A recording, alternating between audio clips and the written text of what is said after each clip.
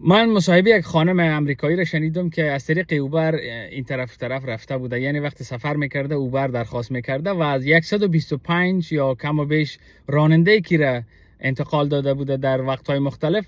صرف به قول خود او زن که 3 نفر اینا میتونسته انگلیسی گپ بزنه، بقیه از انگلیسی بلد نبودین یا مشکل داشتین.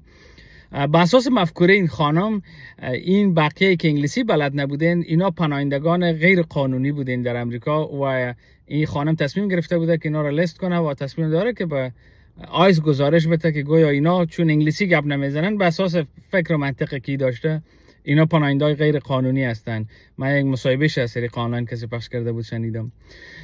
البته که یک مفکوری غلط است.